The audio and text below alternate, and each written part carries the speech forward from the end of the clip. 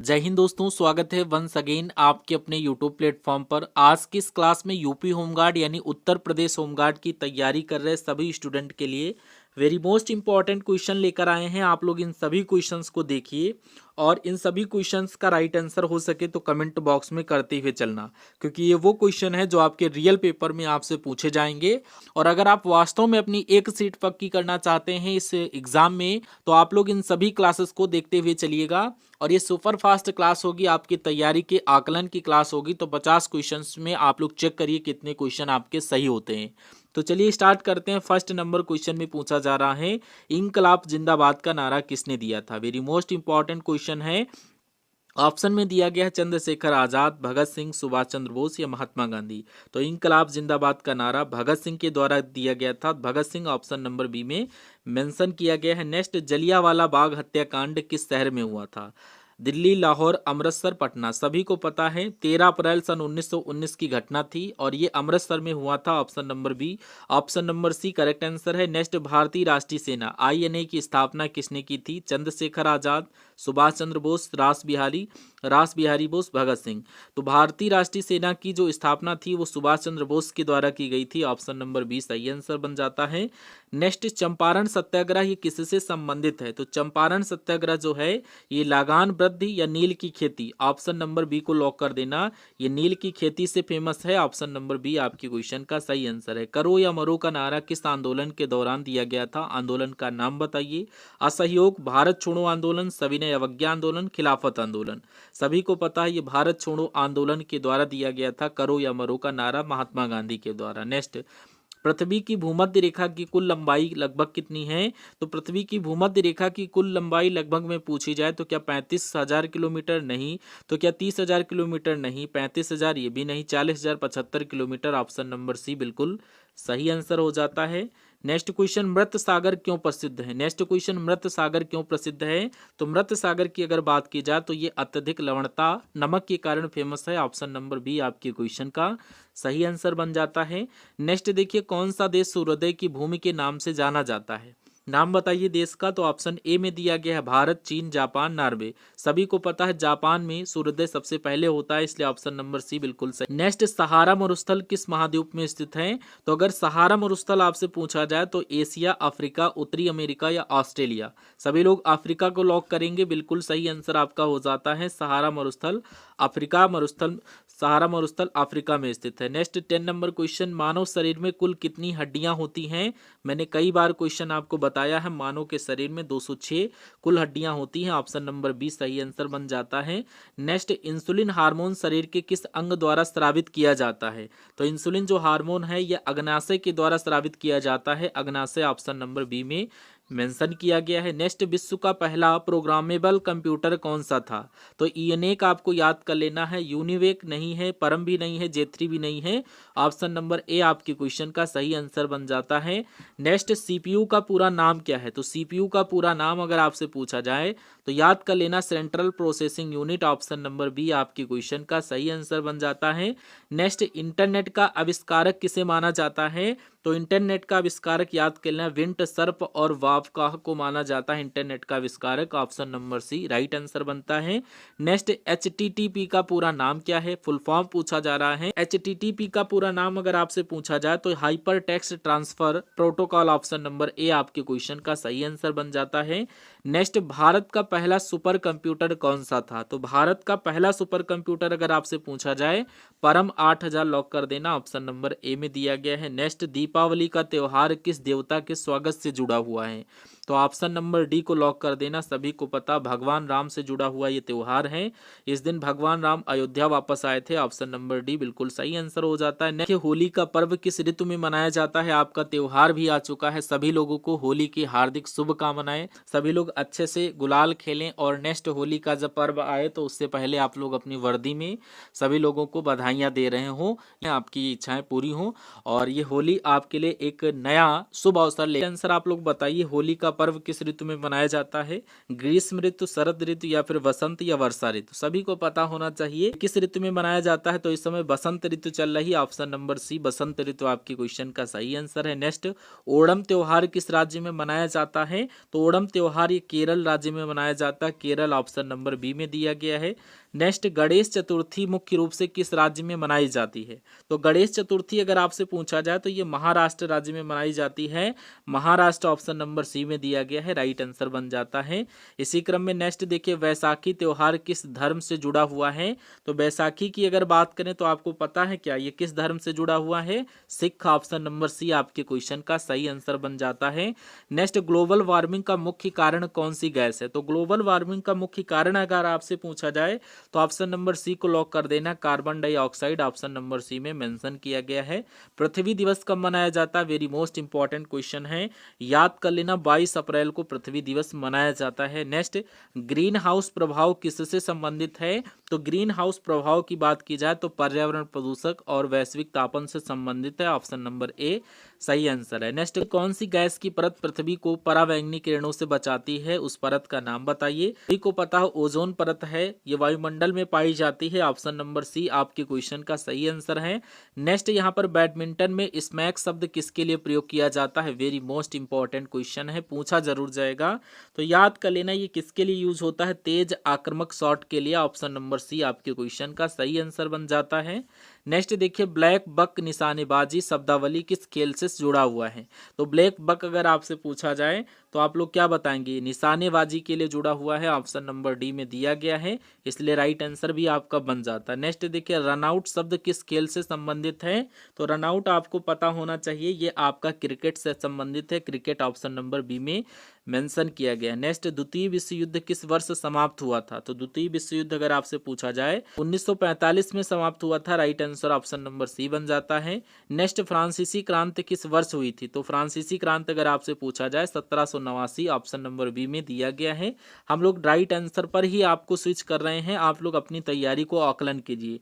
Next देखिए, Adolf Hitler किस राजनीतिक दल से संबंधित था?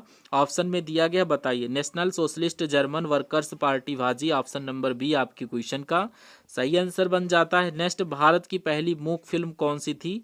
फिल्म का नाम बताइए। फिल्म का नाम आपको बताना है, क्या राजा हरिश्चंद्र, आलम आरा, किसान कन्या, शोले? तो ऑप्शन नंबर आपको क्या लॉक करना है? 33 का ऑप्शन नंबर ए याद कर लेना, राजा हरिश्चंद्र भारत की पहली मूक फिल्म बनी थी। नेक्स्ट, भारत की पहली बोलती फिल्म कौन सी थी? नाम बताइए बोलती फिल्म का। तो सभी को पता होना चाहिए, आलम आरा जो है ये भारत की पहली बोलती फिल्म है, option number B correct answer बन जाता है। नेक्स्ट, भारत रत्न पाने वाले पहले फिल्म हस्ती निर्देशक कलाकार कौन थे? तो याद कर लेना, ये सत्यजीत रे थे, ऑप्शन नंबर सी आपकी क्वेश्चन का सही आंसर है। नेक्स्ट देखिए, ऑस्कर के लिए नामांकित होने वाली पहली भारतीय फिल्म कौन सी थी? ऑस्कर के लिए बताइए। तो पहली भारतीय फिल्म थी mother India, option number A आपकी क्वेश्चन का सही आंसर है। नेक्स्ट देखिए, दादा साहब फाल्के पुरस्कार किस क्षेत्र में दिया जाता है? तो दादा साहब फाल्के पुरस्कार ये सिनेमा के क्षेत्र में दिया जाता है, ऑप्शन नंबर बी सही आंसर हो जाता है।